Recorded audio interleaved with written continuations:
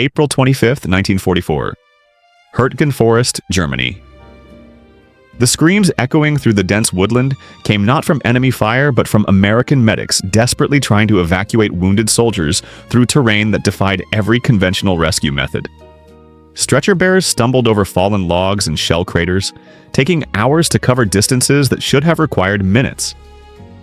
Men were dying not from the severity of their wounds, but from the time it took to reach surgical care.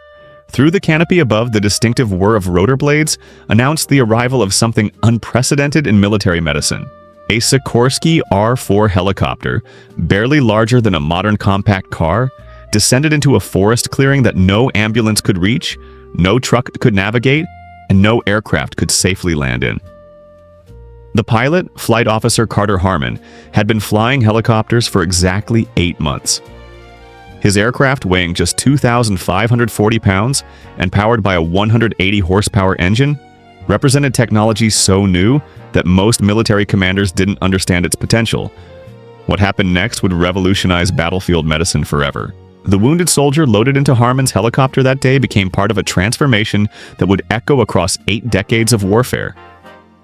The mathematics of survival were being rewritten not in surgical techniques or pharmaceutical advances, but in the simple elimination of time and distance as barriers to medical care. Within minutes, critically wounded men who would have died during hours of ground evacuation were delivered directly to field hospitals. The helicopter Medevac was born not through careful planning or extensive testing, but through desperate necessity and the courage of pilots who flew experimental aircraft into combat zones where failure meant death. The revolution began 2 years earlier in a corporate boardroom in Bridgeport, Connecticut.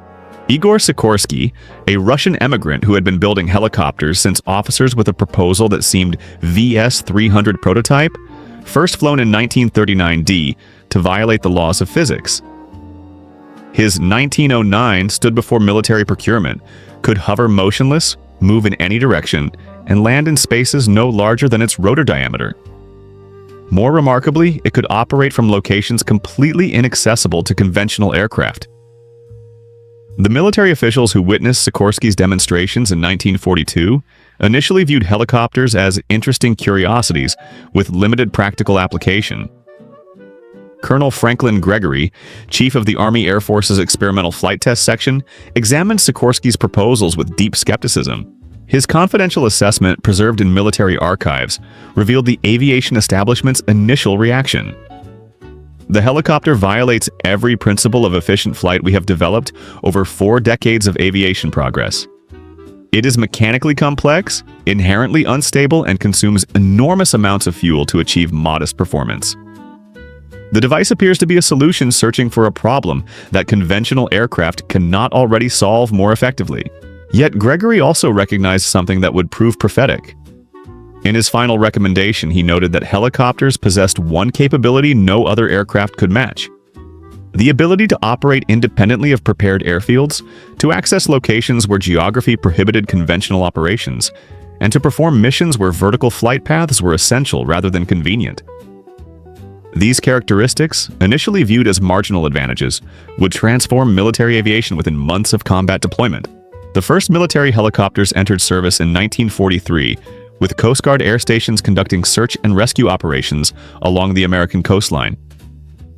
The YR-4B, military designation for Sakorski's production model, demonstrated immediate superiority over conventional rescue methods in scenarios involving shipwrecks, downed aircraft, and medical emergencies in remote locations.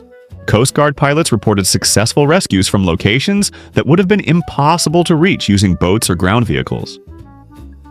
Lieutenant Commander Frank Erickson, commanding the Coast Guard helicopter training program at Floyd Bennett Field in New York, recognized that vertical flight capabilities would prove revolutionary in medical evacuation.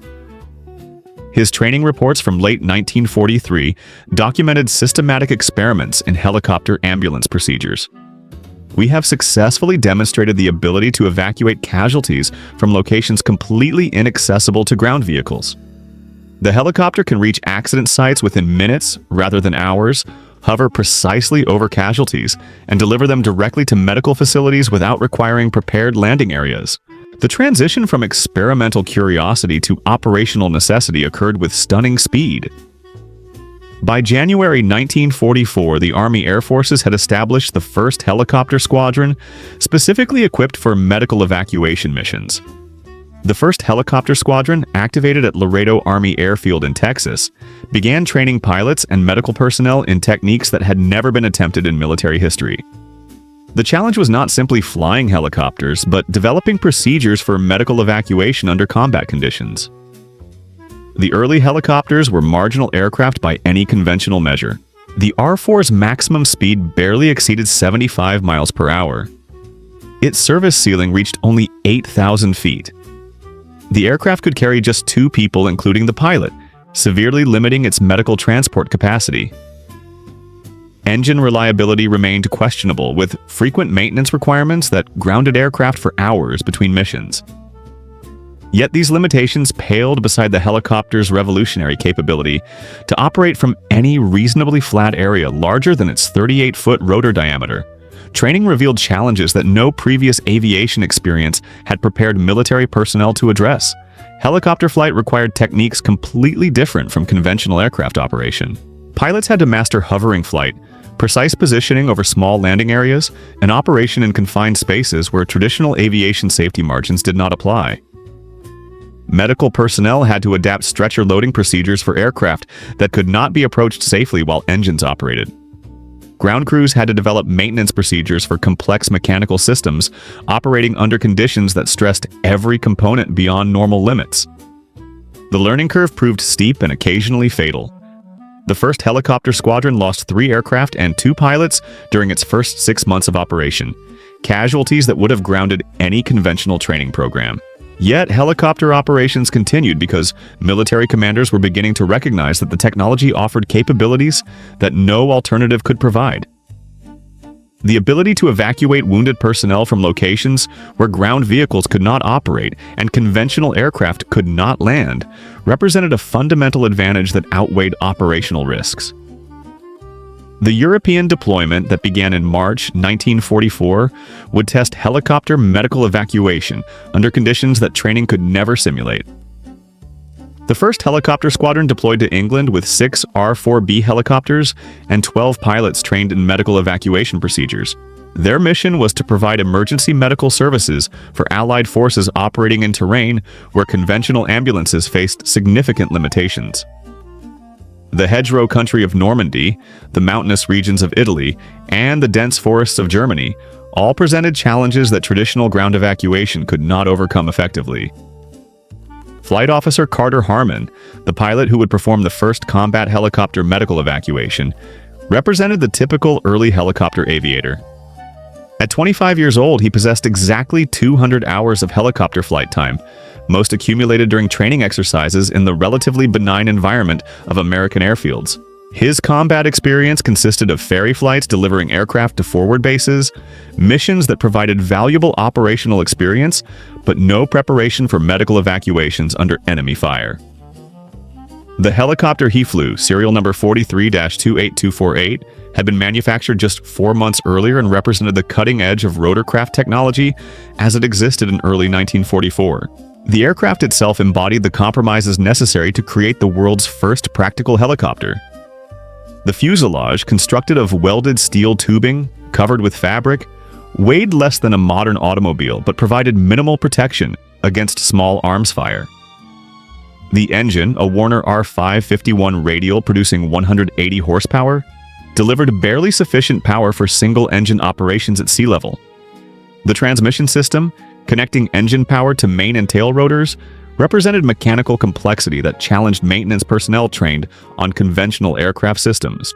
The control system demanded constant pilot attention in ways that conventional aircraft did not require.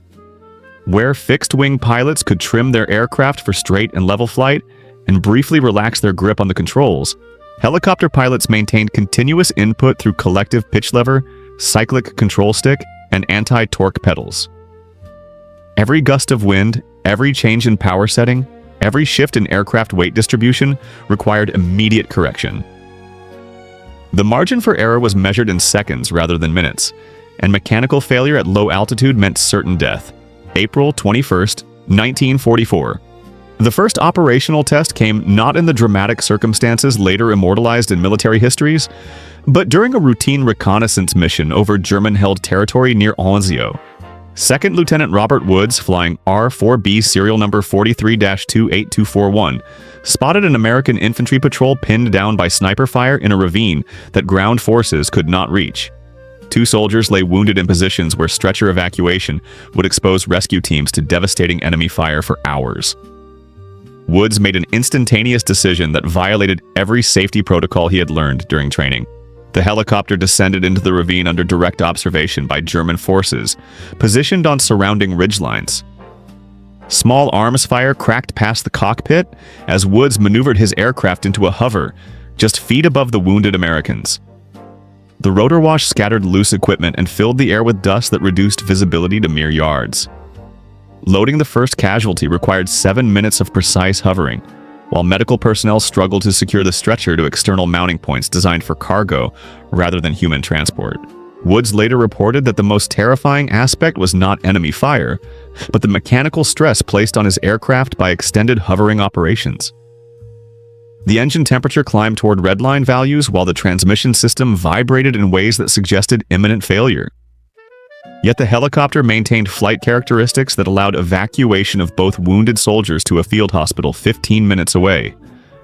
Ground evacuation through enemy territory would have required 8 hours and exposed rescue teams to sustained hostile fire. The success at Anzio triggered immediate requests for helicopter medical support from infantry commanders who had previously dismissed the aircraft as experimental curiosities. By early May 1944, every R4B in the European theater was assigned medical evacuation missions on military planners had viewed as marginal performers were. Allied medical planners recognized that the A priority basis, the aircraft that becoming essential components of battlefield medical systems. The transformation accelerated during the Normandy invasion preparations.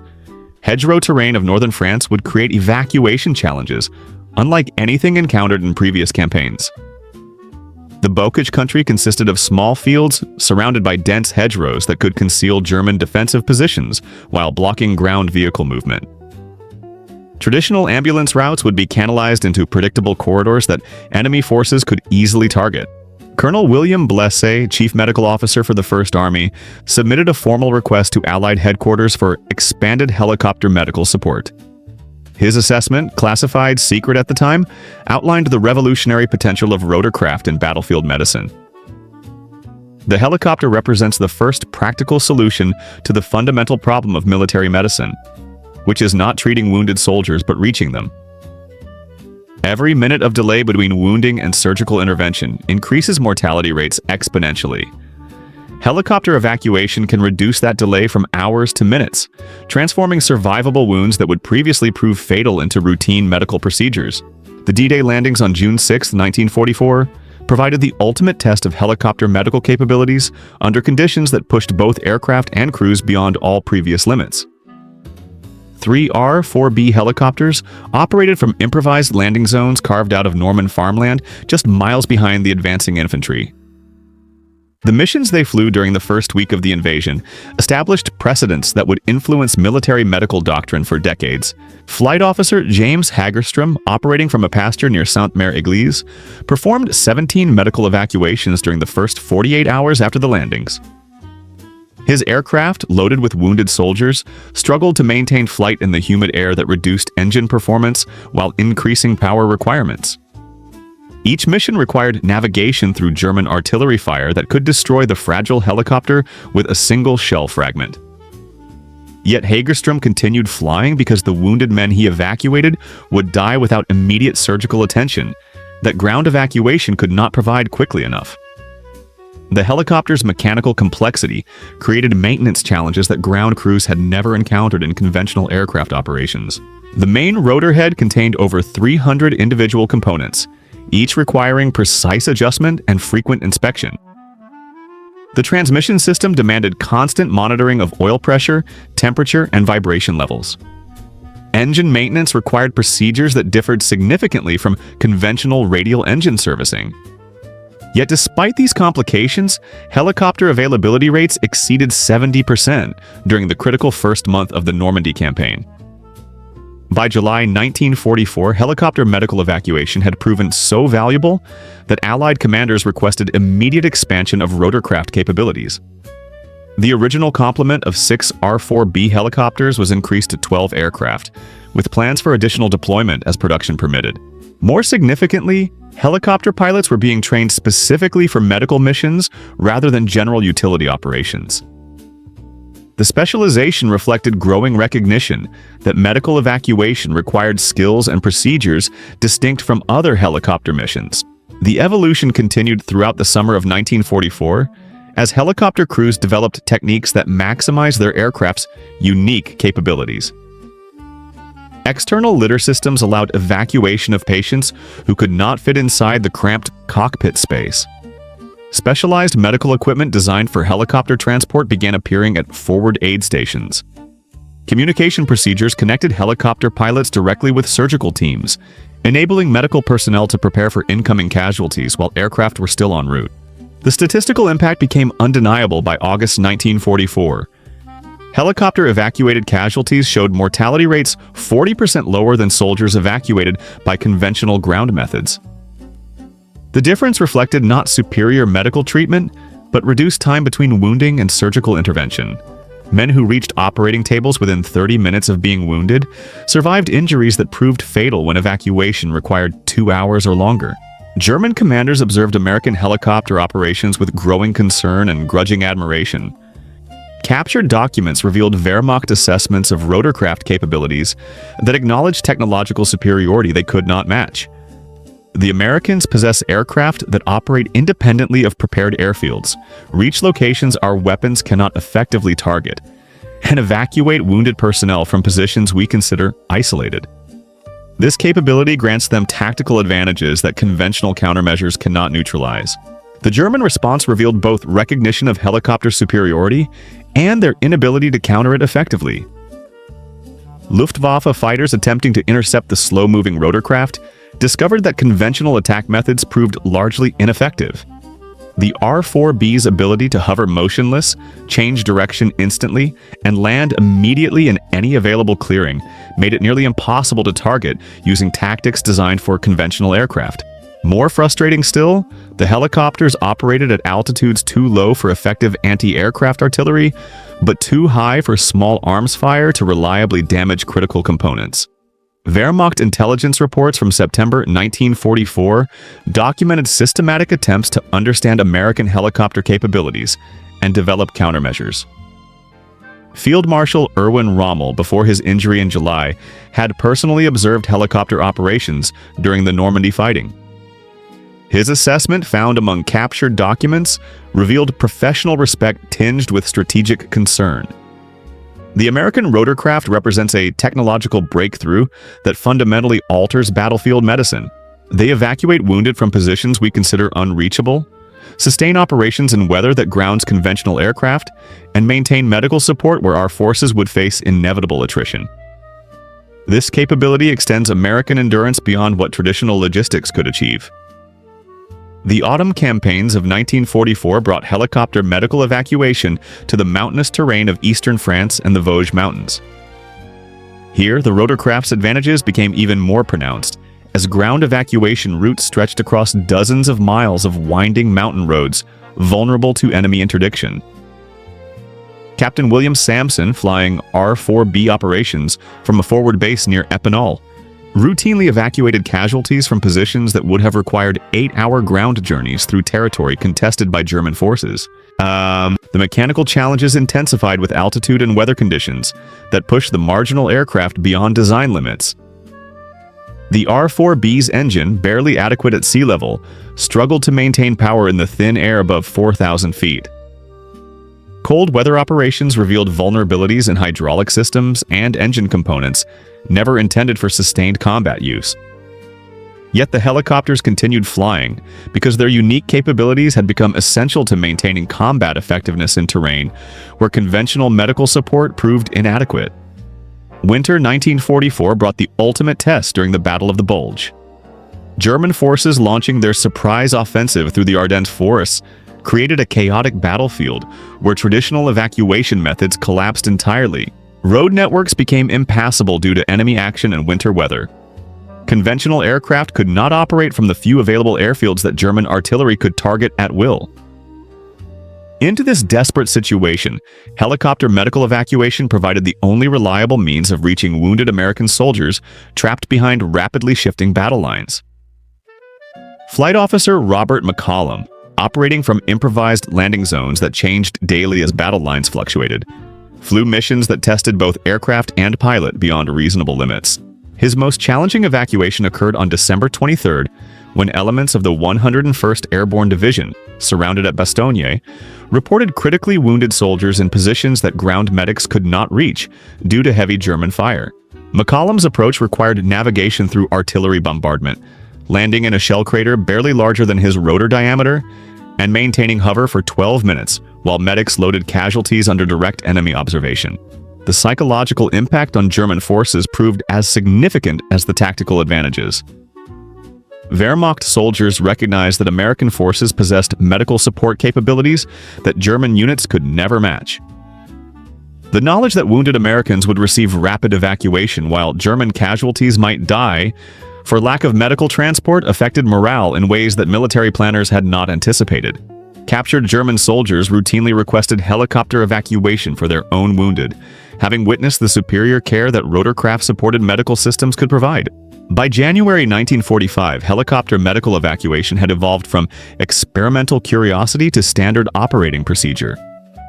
The techniques developed during 18 months of combat operations were being codified into training manuals that would influence military medical doctrine for decades. The lessons learned went far beyond helicopter operations to encompass integrated medical systems that maximize the advantages of rapid evacuation capabilities. The revolution that began with Igor Sakorski's fragile prototype and Carter Harmon's desperate flight into the Herkin Forest never ended. From those first experimental missions in 1944 to modern trauma helicopters racing through urban skylines, the fundamental principle remains unchanged. Time equals life, and rotorcraft eliminate the barriers that time and terrain place between wounded soldiers and surgical salvation. Today's medical helicopters, with their sophisticated avionics and turbine engines, trace their lineage directly to those crude R4 aircraft that proved vertical flight could conquer distance. The whir of rotor blades still carries the same promise it delivered 80 years ago. Help is coming.